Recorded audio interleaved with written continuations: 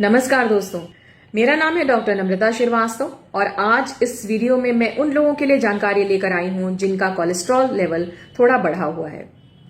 Cholesterol हमारी body की एक बहुत जरूरी तत्व होता है, लेकिन चिंता तब होने लगती है जब कोलेस्ट्रॉल लेवल बढ़ जाते हैं और इससे हार्ट अटैक और स्ट्रोक जैसी बीमारियों का खतरा बढ़ जाता है।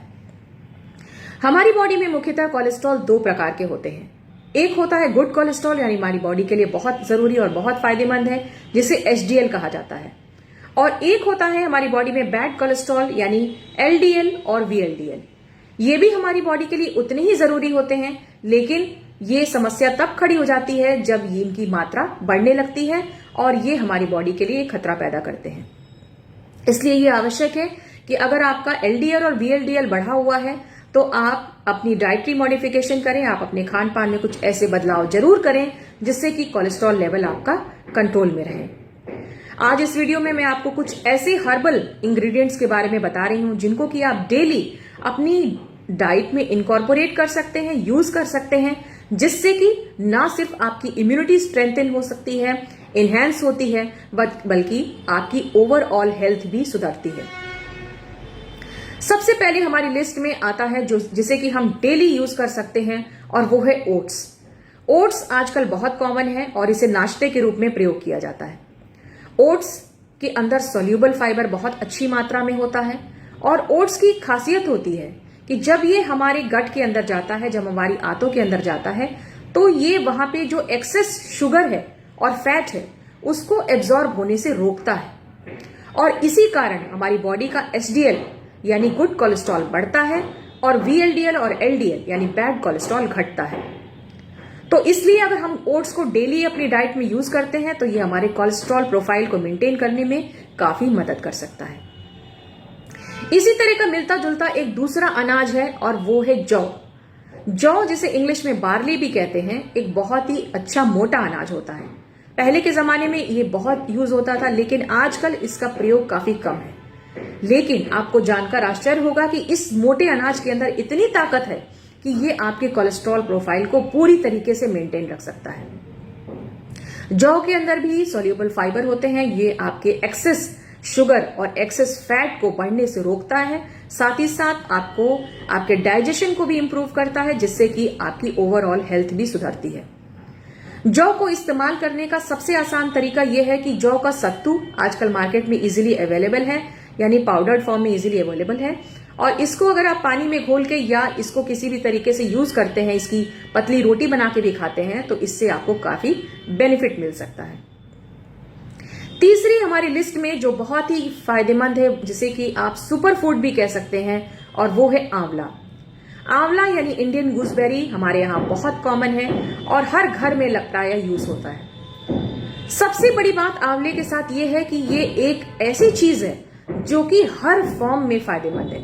चाहे आप इसका पाउडर्ड फॉर्म ले लें, चाहे आप इसको धूप में सुखा के इस्तेमाल करें, कच्चा इस्तेमाल करें, आंवले का मुरब्बा लें या आंवले का अचार लें, ये किसी भी रूप में हर हाल में बेहद फायदेमंद है।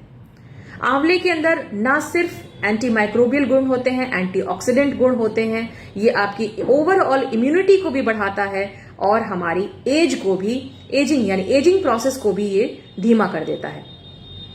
इसलिए आप आंवले को जरूर इनकॉर्पोरेट करें। इसे कच्चा भी खाया जा सकता है।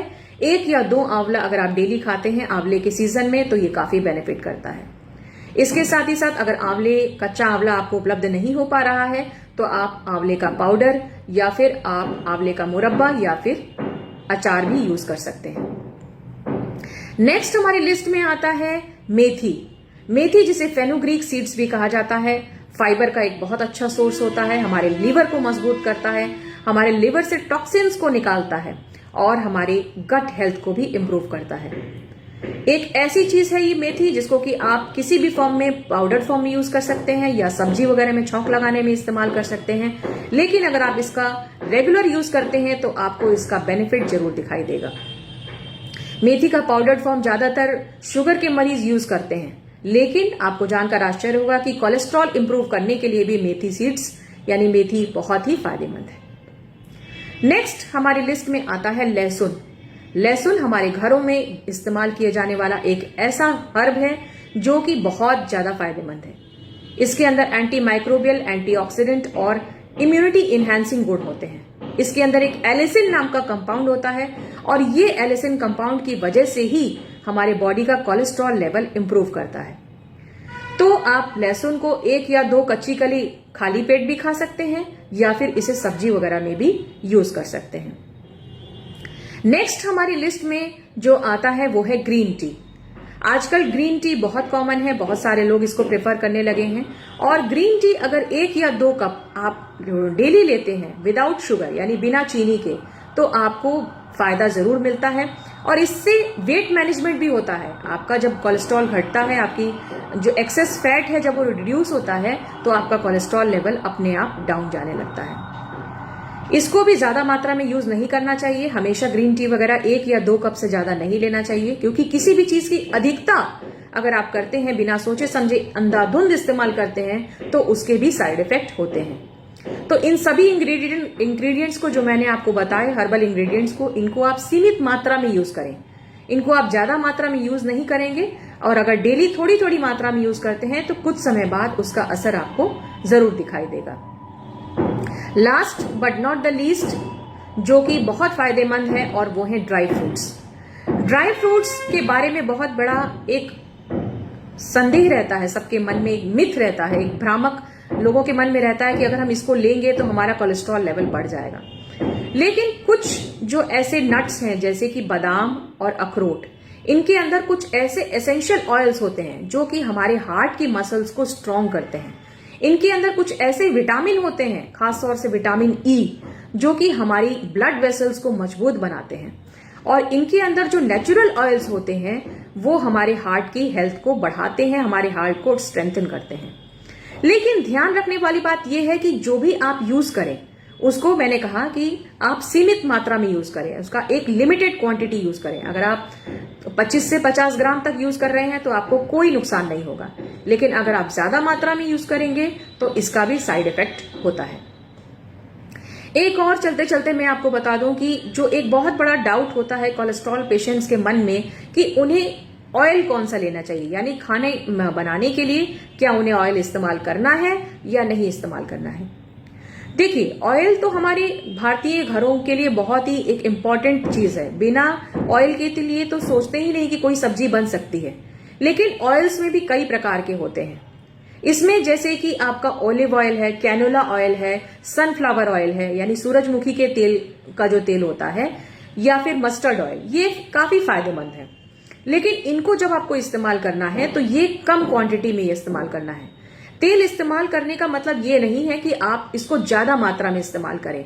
डेफिनेटली अगर तेल को ज्यादा मात्रा में इस्तेमाल किया जाएगा तो ये कोलेस्ट्रॉल लेवल को बढ़ाएगा, चाहे वो कितनी ही अच्छी क्वालिटी का तेल क्यों ना हो। इसलिए अगर आप तेल को इस्तेमाल कर रहे हैं कोलेस्ट्रॉल पेशेंट होने के बावजूद, तो आप इसे बहुत कम मात्रा में यानी सीमित मात्रा में प्रयोग करिए, तभी आपके कोलेस्ट्रॉल लेवल्स डाउन होंगे। साथ ही साथ अपने लाइफस्टाइल में जरूर बदलाव लाइए, डेली वॉकिंग कीजिए, योगा अपनाइए और अपनी सोच को पॉजिटिव रखिए। तो ये थी कुछ जानकारी उन पेशेंट्स के लिए जिनका कोलेस्ट्रॉल लेवल बढ़ा हुआ है और वो डाउट में रहते हैं कि उन्हें क्या खाना चाहिए और क्या नहीं। उम्मीद करती हूं कि इस जानकारी से आपको जरूर कुछ ना कुछ हासिल हुआ होगा और अगर आपको जानकारी अच्छी लगे तो लाइक और शेयर करना मत भूलिए।